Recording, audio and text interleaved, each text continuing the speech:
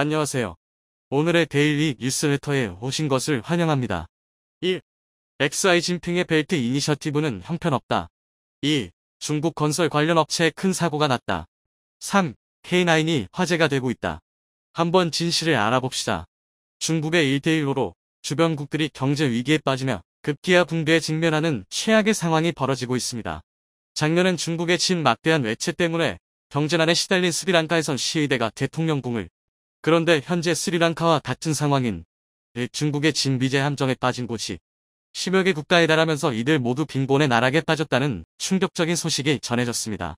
AP에 따르면 파키스탄, 잠비아 등 12개국 대부분이 외채의 절반 이상 중국 채무였으며 정부 세수의 3분의 1 이상을 액티브채 상환에 쓰는 것으로 드러났습니다. 하지만 최근 중국 내 경제 상황도 하루가 다르게 심각해지고 있는데 심지어 중국 경제가 몰락하고 있다는 여러가지 신호들까지 포착되고 있는 상황입니다. 그런데 이 상황에 한국이 중국 몰락을 더욱더 가속화시키고 있다고 하는데 어떻게 된 일인지 자세히 알아보겠습니다. 중국 경제를 둘러싸고 각종 대내외 악재가 겹치고 있는 가운데 중국이 뒷더미에 가라앉을 엄청난 위기에 빠졌습니다. 재정 상황이 어찌나 심각한지 중국 지방정부가 3경 원이 넘는 부채로 인해 난방주차 제대로 공급하지 못할 정도라고 해 그야말로 충격을 줬는데요. 블룸버그에 따르면 최근 골드만삭스가 추산한 중국 지방정부채는 23조 달러, 약 3경 원이 넘어서는 것으로 드러났습니다. 실제로 중국 헤이롱장성 허강시는 재정위기로 지역사회까지 불안감에 휩싸였는데 이곳은 주력 산업이었던 석탄산업 몰락과 팬데믹, 부동산 위기가 겹쳐 재정이 급격히 악화됐습니다. 결국 허강은 재정 수입의 2배가 넘는 부채를 견디다 못해 재정 긴축에 들어갔고 그 결과 기반시설 운영에 지장이 생겨 겨울 내내 난방을 하지 못할 처지에 이르렀는데요. 그런데 더 큰 문제는 중국 내 다른 도시들도 수년 안에 허강처럼 될 거라는 전망입니다. 실제로 미국 싱크탱크 매크로폴로는 중앙정부의 보증이 없다면 중국 지방정부의 3분의 2는 채무를 제때 변제할 수 없다는 게 현실이라고 지적했습니다. 여기에 더해 최근 중국의 숨겨진 채무가 급증하며 중국의 부채 비율이 또다시 역대 최고치를 경신했는데요. 중국 국가금융발전연구소에 따르면 중국의 1분기 말 GDP 대비 총부채 비율은 282%로 역대 최고치였던 작년보다 9%나 급등했습니다. 이 가운데 중국 기업의 부채 비율이 167% 기록하며 가장 두드러졌는데 이는 중국 지방정부의 숨겨진 부채 때문인 것으로 보입니다. 중국 지방정부의 자산을 담보로 인프라 투자 사업을 벌이는 LGFV의 채무는 현재 지방정부의 채무로 잡히지 않고 있어 눈속임을 하는 것 아니냐는 지적인데요. LGFV 채무가 기업 채무로 분류되기 때문에 정부 부채 비율이 낮고 기업 부채 비율이 높게 나온다는 겁니다. 따라서 현재 여러가지 수치로 드러나고 있는 것보다 훨씬 더 많이 중국의 부채가 상당할 것으로 보입니다. 그런데 심지어 중국 경제 중 가장 큰 부분을 차지하는 부동산 시장이 최악의 상황에 직면하면서 중국의 부채 폭탄은 언제 터질지 모르는 상황인데요. 중국 정부의 활성화 대책에도 부동산 시장이 회복할 기미를 보이지 않으면서 최근엔 빚에 몰린 개발업체들의 아파트가 무더기로 경매에 쏟아지기까지 했습니다. 중국 언론에 따르면 올해 들어 칭다오에서만 494채의 아파트가 법원 경매 물량으로 나오는 중국 부동산 시장이 장기 침체에 빠졌다는 사실을 방증했습니다. 그런데 이런 상황에 한국은 탈중국을 가속화하며 중국에 더 큰 걱정거리를 선물해줬습니다. 앞서 열린 G7 정상회의에서 한국이 반도체, 배터리 등 첨단 산업에서 중국에 대한 공급망 의존도를 낮추겠다고 공개적으로 밝힌 건데요. 실제로 최근 정부와 국내 기업들은 중국 의존도를 낮추는 방안을 다각도로 모색하며 중국 외 다른 국가들과 협력을 추진하고 있는 중입니다. 지난 16일엔 캐나다와 핵심 광물 공급망 청정에너지 전환에너지 안보협력 MOU를 체결하고 장관급 경제안보협의체를 운영하기로 했는데 이 역시 중국 의존도를 줄이기 위한 맥락입니다. 이렇게 한국이 중국을 본격적으로 손절하려는 움직임을 보이자 이를 알아차린 중국은 G7 회의 이후 한국에 갑작스런 제재를 가하며 불순한 의도를 드러내고 말았습니다.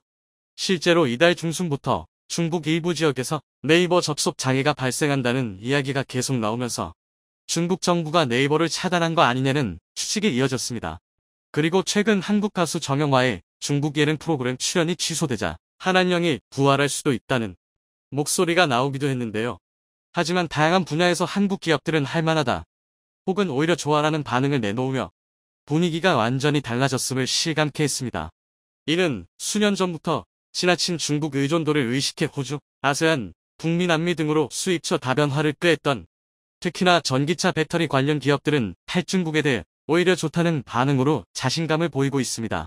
포스코 그룹은 그동안 호주 리튬과 니켈 자원 개발을 위해 4조 원 이상의 투자를 해온 것으로 파악되는데 아르헨티나 염호에서 역시 리튬을 채굴할 계획입니다. 이렇게 확보한 자원을 바탕으로 포스코 퓨처엠이 각종 배터리 소재를 만든다면 중국 의존도를 크게 낮출 수 있다는 분석입니다. LG화학 역시 최근에 미국 피드몬트 리튬과 연 20만 톤 규모의 리튬 정광 구매 계약을 맺으면서 공급망 다변화를 꾀했습니다. 배터리 4대 핵심 소재인 분리막전해지를 만드는 업계에서도 탈중국을 두 팔 벌려 환영하고 있는 분위기인데 우선 분리막 업계에서는 스키트가 연내 북미 투자 의사결정을 마치고 실행 여부를 확정할 방침입니다. 그리고 이렇게 미국 투자가 현실화하면 스키트는 글로벌 3대 전기차 시장 모두의 분리막 생산 거점을 마련하게 될 전망입니다.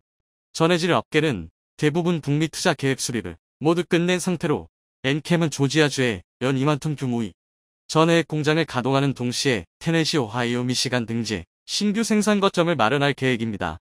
솔브레인과 동아기업도 내년 하반기부터 현지에서 전해액 생산에 나설 예정으로 솔브레인은 인디애나주에 생산시설 공사를 시작했고 동아기업은 상반기 중 테네시주에서 첫들 예정입니다. 사실 이제는 예전처럼 중국산만 갖고 전 세계를 상대로 배터리 소재를 팔 수 있는 시대가 아니기에 한국 기업들은 미리 탈중국을 계획하고 있었는데요. 내친 김에 이들 기업들은 본격적인 탈중국을 통해 그간 중국의 패권을 누려온 분야에서 추격의 기회를 잡으며 우리가 패권을 가져오겠다는 자신감까지 내비치고 있는 것으로 보입니다. 여기에 더해 최근 현대차도 중국 경제의 몰락을 가속화시키는데 힘을 보태고 있는 중인데요. 자동차 업계에 따르면 현대차가 6월 창저 공장 가동을 멈추고 공장 설립 7년 만에 매각하기로 결정했습니다. 창저 공장은 현대차의 네 번째 중국 공장으로 현재 공장 일부 설비를 현대차 베이징 1공장에 이관하고 사업 철수 과정을 밟고 있다고 합니다. 현대차 철수 결정 소식에 창저 지역 주민들은 현대차 공장이 곧 문을 닫는다는 소문을 틀었다. 2016년 공장을 세울 때만 해도 사람들이 모두 기뻐했는데 문을 닫는다니 너무 아쉽다는 반응이 쏟아졌는데요. 하지만 현대차는 이런 현지 분위기에도 불구하고 냉정하게 중국 시장을 떠날 준비를 착착하고 있는 중으로 실제로 중국 내에 있는 나머지 공장도 거의 가동하고 있지 않다고 합니다. 현대차가 이렇게 냉철한 판단을 할 수 있었던 건 중국 판매가 아니어도 해외에서 아주 무섭게 폭풍 성장 중이기 때문입니다. 유럽과 미국의 완성차 업체들이 현대차를 의식할 정도로 자동차 업계에선 현대차가 전기차 혁신 기업으로 성장했다는 평가를 받고 있는데요. 최근 월스트리트 저널이 현대차는 어떻게 그렇게 쿨해졌나라는 제목의 기사를 낼 정도로 전기차 시장이 새로운 강자로 두각을 내고 있음을 방증했습니다. 월스트리트 저널은 저가 브랜드를 만들었던 현대차가 전기차의 혁신을 꾀하며 시장 1위인 테슬라를 정조준하고 있다며 찬사를 보냈습니다. 실제로 아이오닉 6은 얼마 전 미국 뉴욕에서 열린 자동차 전시회 2023에서 최고 상인 세계 올해의 차와 함께 올해의 디자인, 올해의 전기차상을 받으며 테슬라의 아성을 위협하고 있는데요. 현대차가 1980년대 엑셀을 내세워 미국에 상륙했을 때만 해도 싼 가격으로 미국 코미디언들이 웃음거리로 삼았던 것과 확 달라진 엄청난 변화입니다. 또한 현대차는 세계 자동차 시장 규모 3위로 올라선 인도 시장에서도 엄청난 폭풍 성장을 이어가며 훨훨 날아오르고 있는데요. 실제로 인도 내 판매량이 꾸준히 늘면서 작년 현대차, 기아의 인도 법인이 벌어들인 순이익이 1조 원에 달하는 것으로 나타났습니다. 여기에 더해 현대차는 인도 시장을 철수한 GM 공장도 인수할 예정이라 절차가 마무리되면 현대차의 인도 현지 생산량은 연간 125만 대를 넘어서게 될 전망입니다. 심지어 현대차는 차세대 배터리 개발 투자에 나서며 글로벌 완성차 업체들의 꿈인 배터리 내재 Y 성큼 다가서고 있는데요. 전기차 핵심 부품인 배터리 성능을 개선하고 원가를 절감하기 위해선 자체 배터리 생산 필요성이 제기되고 있는 만큼 이를 먼저 실현하고 있는 겁니다. 이 가운데 현대차가 주목하고 있는 건 리튬 메탈 배터리로 리튬이온 배터리보다 주행거리가 30% 길고 12분 만에 배터리 용량의 90%까지 충전할 수 있는 것으로 전해집니다. 이렇게 현대차는 미래차 1등 기업으로 도약하기 위해 하나하나 단계를 밟아가고 있는데요. 이쯤 되면 조만간 중국이 탈중국을 꾀하고 있는 한국 기업들을 향해 돌아와 달라고 목 놓아 울부짖을 것 같습니다. 중국은 1대1로 사업을 통해 자신들의 건설 기술이 세계 최고라고 홍보해왔습니다. 그런데 실상은 전혀 그렇지 않았습니다. 최근 백멸을 견딘다고 장담하던 중국의 한해저 터널이 개통보름 만에 물바다가 돼 세계적인 망신을 당했습니다. 지난 16일 오전 8시 32분 중국 다롄의 해저 터널에서 터널 바닥에 물이 고이고 있다는 신고가 접수됐습니다. 한 영상에는 터널 천장에서 물이 쏟아지는 장면과 차들이 비상 깜빡이를 켜고 서행하는 모습이 담겨 있었습니다. 또 터널 측면에서 물이 새는 영상과 운전자가 터널 내부에서 차량을 후진하는 영상도 올라왔습니다. 이 사건은 중국 소셜미디어 웨이보에도 올라왔고 터널 내부 도로에 물이 차면서 차량 통행에 어려움을 겪는 영상들이 여러 건 게시됐습니다. 이 영상을 본 중국인들은 샵 개통한 지 보름밖에 안 된 터널에서 물이 새는 것을 이해할 수 없다며 안전성에 의문을 제기했고 다급해진 이 해저 터널의 운영사는 터널 일부 구간에 물이 고였지만 오전 10시쯤 긴급 보수 작업을 마무리했다고 밝혔습니다. 다롄시 공항국도 소방밸브에서 물이 샌 것일 뿐 터널에는 문제가 없다고 주장했습니다. 터널 자체에서 물이 샌 것이 아니라 보조도로에 있는 소방밸브에서 물이 샌 것이라며 해저 터널과는 아무런 관계도 없다고 둘러댔는데요. 상식적으로 소방밸브에서 물이 샜는데 터널이 잠긴다는 것은 이해하기 어렵습니다. 또한 아무리 백보양보해서 이 말을 믿는다 해도 개통보름 만에 그것도 출근 시간대에 물바다를 만든 책임을 면할 수는 없습니다. 지난 1일 개통한 다롄 해저 터널은 다롄 증산구와 간징지구를 잇는 왕복급차로 간선도로 중 다롄만해역 지하를 뚫은 구간으로 터널 길이는 5.1km입니다. 다롄시는 개통 당시 백멸을 견딜 수 있는 내구성을 확보하기 위해 첨단 물착 공법을 적용했다고 자랑했는데 물과 보름 만에 물에 잠기고 말았습니다. 사실 중국 해저 터널에 물이 센 이 사건은 그렇게 놀랍지도 않습니다. 중국식 부실공사는 역사도 깊고 다양했기 때문인데요.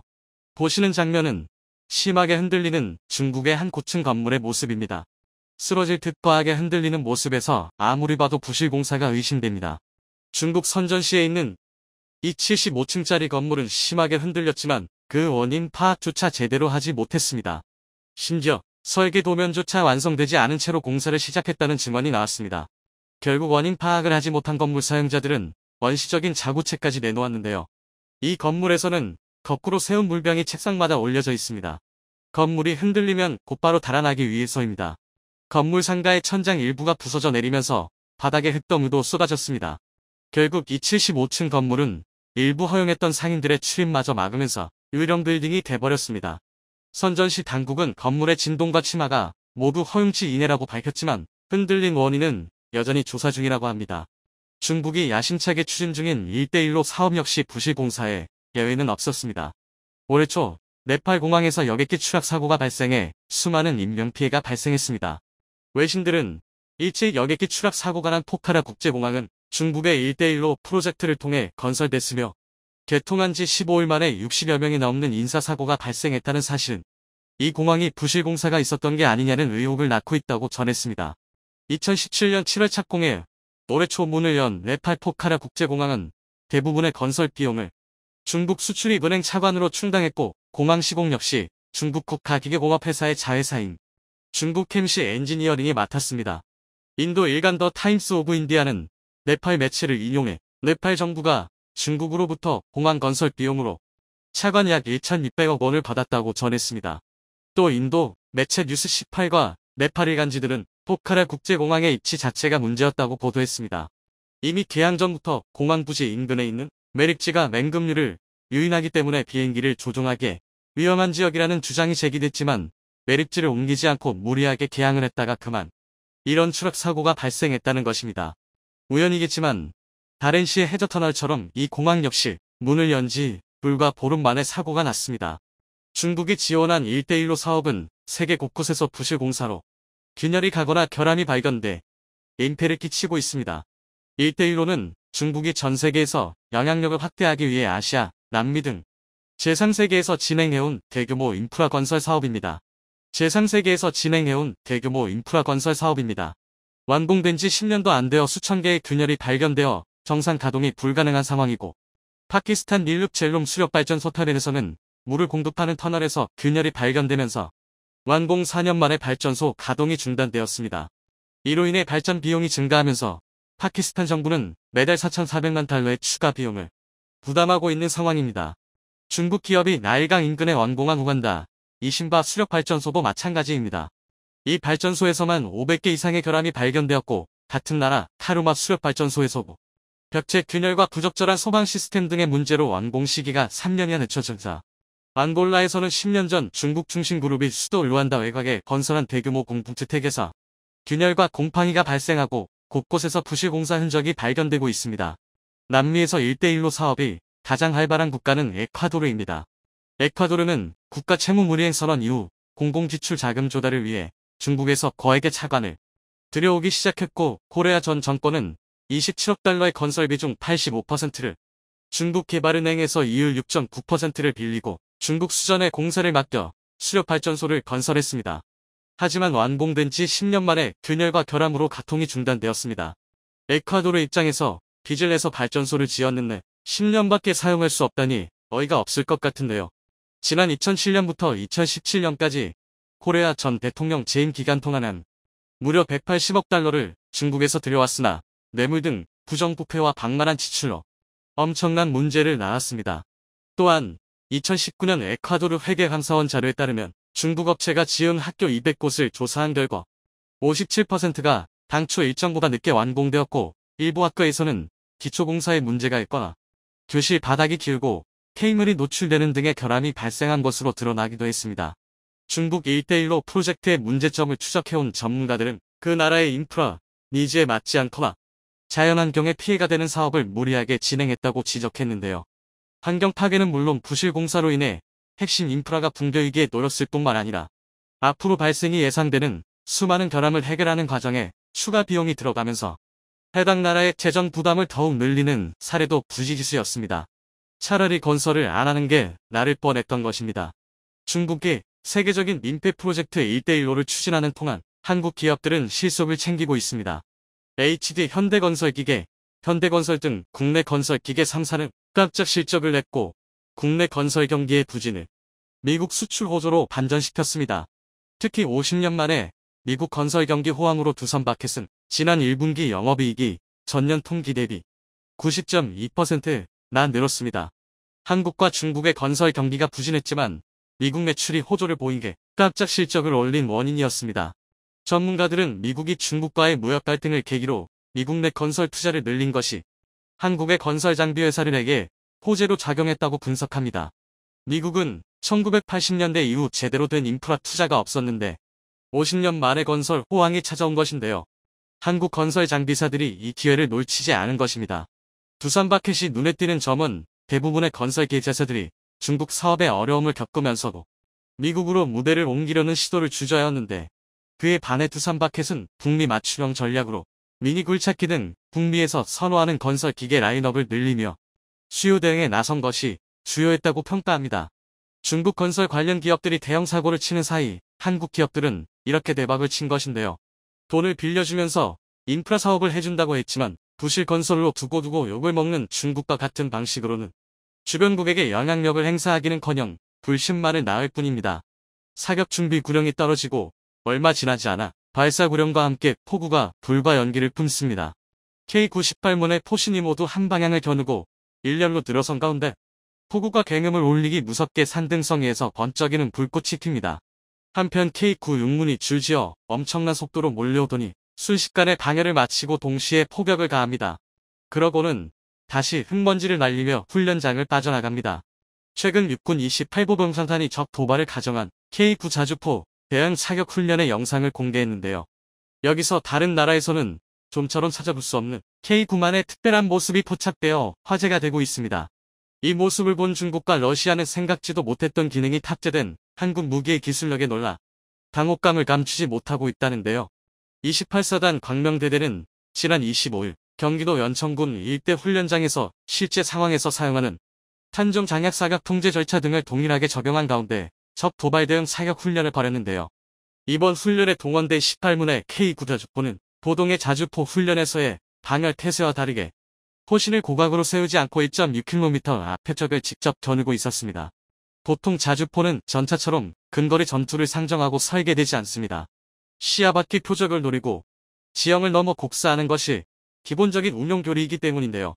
비교적 가까운 표적을 직접 조준해서 직사로 쏴 맞추는 상황을 가정한 이번 훈은 자주포의 일반적인 운용법이 아니었던 것이죠. 자주포는 전차에 비하면 훨씬 취약한 장갑을 두르기 때문에 이렇게 직사를 해야 하는 근접 전투 상황은 가능하면 마주치지 말아야 합니다. 하지만 전장에서는 무슨 일이 일어날지 알 수 없는 법. 전차와 마주하는 상황이 없으리라고는 단정할 수 없고 그래서 항상 대비해야만 하죠. 그런데 K9의 경우에는 대비해야 하는 상황 중 하나 정도가 아니라 평시에도 직사 운용을 상정한 듯한 모습이 속속 드러나 충격을 주고 있는 것인데요. 이에 더해 포구 초속 측정 장치를 달아 포탄이 포신을 떠나는 순간의 속도를 계산하여 포탄 사격의 오차 3할 이상을 잡아낼 수 있게 되었는데요. 그 덕분에 직사 대응 사격 시의 차탄은 물론 초탄의 명중률까지 크게 올라갔습니다. 이에 대해 광명부대 포대장 김진영 대위는 포탄 사격 시 발생 가능한 오차 중 36에서 44%가 포구 초속에 의해 나타난다. 장비와 장약의 차이에서 포구 초속 차이가 발생하는데 포구 초속 측정 사격을 통해 오차를 최소화할 수 있다고 밝혔습니다. 자동 방열 시스템과 연사력, 포구 초속 측정 장치의 시너지는 K국가 직사를 할 때조차 곡사와 다름없는 성능을 뿜어낼 수 있게 해줍니다. 포탄을 40km나 날려보내는 K9의 주포로 155mm 포폭탄을 직접 조준 직사당하면 장갑을 뚫는 데 특화된 성형 장약탄이 아니더라도 외부 사통장치나 궤도를 파괴해서 3세대 전차까지 무력화 내지 반파시킬 수 있다고 하죠. 대전차용 고폭탄만 K9에 실어주면 근거리 포격전에서 아예 장갑을 뚫고 전차를 파괴할 수도 있는 능력을 갖추고 있는 겁니다. 심지어 그러면서도 상대방이 쏘는 고폭탄의 포갑과 파편에 대한 생존성을 보장받고 14.5mm 중기관총과 대인지뢰에 대한 완벽한 방어력 역시 제공하는 강철 장갑재까지 두르고 있죠. 그리고 K9의 출중한 성능을 극한까지 끌어올려주는 기동 성능. 1000마력 엔진이 뿜는 최고 속력 시속 60km의 기동성은 2.5m 수심의 강과 2.8m 너비의 참호, 75cm의 수직 장애물로도 막을 수 없습니다. K9의 유기압 현수장치는 이러한 험지 돌파 능력을 제공하는 동시에 포격의 반동까지 조준을 최대한 유지하면서 흡수할 수 있죠. 이러한 기동 성능을 최대한 살리면 초탄 명중 후 탄도를 역추적 당하기 전에 빠르게 다른 진지로 이동한 진지에서 자동 방열 후 30초 만에 재사격하는 신출기 모란 슈트스쿠트 작전을 펼칠 수 있고 직사 상황에서 역시 이런 기동성은 빛을 발합니다. 말하자면 한국은 유사시에 자주포인 K9도 마치 전차처럼 써먹을 생각을 품고 있다는 것입니다. 일단 K9는 직사 성능 자체가 매우 뛰어납니다. 자주포의 직사는 곡사 간접 사격에 비해 훨씬 강력한 화력을 뿜어낼 수 있는데요. 간접 사격의 화력은 표적 직격 시가 아니라 지근거리 폭발 시 표적에 줄 수 있는 피해를 기준으로 산정하는데 곡사로는 전표적의 정확한 명중이 쉽지 않기 때문입니다. 반면 직접 사격은 탄도를 그리며 수십 킬로미터를 날아갈 수 있는 운동에너지를 표적에 직접 꽂아 넣는 사격이죠. 이 둘을 비교하면 당연히 직사가 압도적인 피해를 줄 수가 있는 것입니다. 다만 아군의 관측 지원을 받아 확보한 표적 좌표를 바탕으로 각도와 장약을 계산해서 쏘는 곡사와는 달리 직사 상황에서는 표적 식별도, 조준도, 발사도, 대조준까지 모두 포수가 맡아야 합니다. 그래서 포수의 역량 차이에 따라 직사의 성공률은 천차만별이며 작전에서 중요한 역할을 맡길 만한 신뢰성은 기대하지 않고 비상시에만 고려하는 운용법 취급을 받죠. 그런데 K9에 적용된 한국만의 기술력은 이런 직사 운용에도 신뢰성을 부여합니다. 먼저 자동 방열 시스템이 있는데요. 여기서의 방열은 배열을 내보내 포신을 시키는 방열이 아니라 화포의 사격 준비 태세를 말하는 방열입니다. 즉 K9는 적을 식별해 조준 후 발사하고 반동으로 어긋난 조준을 다시 수정해 차탄을 쏘는 일련의 방열 과정을 포수한테만 맡기지 않고 외부의 사격 통제 체계를 통해서 전부 자동으로 수행할 수도 있다는 것입니다. 다음은 사격 성능입니다. K9는 직사를 하지 않을 때도 최대 사거리 40km, 15초 안에 3발을 쏘는 급속 사격과 3분 연속, 분당 6발을 사격하는 최대 발사 속도 사격이 가능하죠. 첫 3발은 5초에 한 번씩, 그 다음 24발은 10초에 한 번씩, 40km 바퀴 표적 머리 위에다 155mm 포폭탄을 쏟아버릴 수 있다는 것입니다. 이걸 직사할 경우 탄속이 초속 1000m, 마하 2.9에 달합니다. 그리고 K9 운용부대는 이러한 기동을 살리는 훈련을 상시 진행하고 있죠. 이렇게 자주포 하나에 몰아넣기에는 과하다 싶은 성능을 갖추고 있다 보니 설계부터가 적어도 전차와의 일시적 근접전, 혹은 전차로의 전용까지를 염두에 두고 있는 게 아니냐는 말이 나올 만도 한 것입니다. 최근엔 폴란드가 한국과 방산 빅딜을 진행하면서 K9 자주포 역시 648문이나 사갔는데요. 덕분에 K9의 직사 포격을 가장 먼저 얻어맞은 나라는 러시아가 될 가능성이 뒤졌습니다. 폴란드가 K9를 이토록 매력적으로 생각한 이유가 바로 곡사와 직사를 자유자재로 넘나드는 성능 때문이라고도 할 수 있는데요.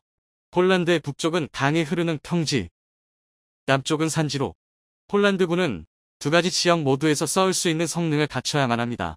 그리고 우크라이나 무기 공여로 인해 전력 공백이 발생해 발등에 불이 떨어진 폴란드는 한 가지 무기만 구매해 양쪽 전장을 모두 지배할 수 있기를 원할 것입니다. 한 가지 무기만 구매해 양쪽 전장을 모두 지배할 수 있기를 원할 것입니다. 그런 점에서 K9는 평지에선 화력 지원을 하다가 적 전차의 전선이 돌파당하면 직사로 전환할 근접전을 수행하고 산지에선 40km에 달하는 사거리를 살려 산등성의 너머로 포탄을 뿌리는 폴란드가 원하는 바로 그 성능을 지니고 있었던 것이죠. 이러한 성능은 비단 폴란드뿐만 아니라 산과 평지가 조합된 전장이라면 어디서라도 엄청난 강점인데요. 폴란드가 나토를 대표해 한국 무기시장에 어서 지갑을 연 만큼 K9의 수출 역시 추후 나토에 소속된 여러 국가까지 확대될 전망입니다. K9의 개발 과정, 비화 중에서 사격 시험 중 안타깝게 목숨을 잃은 연구원의 이야기가 있죠. 1997년 K9 실험 시제 1호기는 현 하나디펜스의 전신인 삼성 테크인 연구원들이 참여하는 최대 발사 속도 기술 시험을 앞두고 있었습니다. 시제기 개발과 시험 평가 때부터 팀워크를 다져온 포반장 국과연 강신천 선임연구원, 사수 삼성테크인 정동수 대리, 부사수 국과연 조기호 기술원, 탄약수 삼성테크인 안병철 대리가 차례로 탑승했습니다. 이들은 그동안 사격 때마다 장비의 이상 유무 판단과 점검을 완벽에 가깝게 수행해왔죠. 두 발이 부초의 간격으로 연이에 발사된 후 세 번째 탄이 장전되었지만 이번에는 발사 시간이 지났는데도 사격이 되지 않았는데요. 방호벽 뒤에서 대기하던 연구개발진이 불길한 예감을 느끼고 소화기를 들고 뛰어갔지만 이미 자주포 내부는 화재에 휩싸여 있었죠. 탄약수 안병철 대리는 탈출했지만 부사수 조기호 기술원은 등에 불이 붙고 포반장 강신천 연구원은 손등을 크게 대었습니다. 그리고 사수였던 정동수 대리는 가장 심한 화상을 입고 말았죠. 당시 소화기를 들고 뛰어갔던 박승근 과장은 불은 자주포 내에서 계속 타고 있었고 사수석에 앉았던 정동수 대리가 잠시 후 화염을 뚫고 나왔는데 심한 화상을 입은 상태였다. 사람의 정신력이란 게 대단한 것이 그 상황에서도 내 목소리를 알아듣고 다른 사람들은 다친 데 없느냐고 묻고는 고동으로 신음하기 시작했다. 이것이 그와 내가 나눈 마지막 대화였다. 고 증언했습니다. 결국 정동수 대리는 연구개발진 모두의 염원에도 불구하고 한 달 후 34세의 나이에 부인과 아들을 남겨놓고 세상을 떠나고 말았죠. 당시 삼성테크인 공장장이었던 한상수 씨는 장례식 날 정들이 무덤 앞에서 모두 서로 개안고 울었다. 산을 내려오면서 서로 말은 안 했지만 정대리가 함께했던 신자포병은 꼭 우리 손으로 성공시켜 먼저 간 정대리의 몫을 다해야 한다고 각자 다짐했을 것이다. 그리고 마침내 우리는 이렇게 해냈다. 고 말했습니다. 이렇듯 연구원들의 피와 땀이 서린 K9 자주포는 지금은 한국 명품 방산의 아이콘이자 세계 자주포 시장의 절반 이상을 접수하는 든든한 효자 상품이 되었습니다. K9 자주포가 성능은 물론 가격까지 세계 최상 위급 스펙을 달성해 누구도 감히 따라올 수 없는 지위를 선점할 수 있었던 것은 가족과 나라를 지키기 위해 내 한 몸 불사를 각오가 있는 한국인의 한과 얼이 녹아있기 때문 아니었을까요?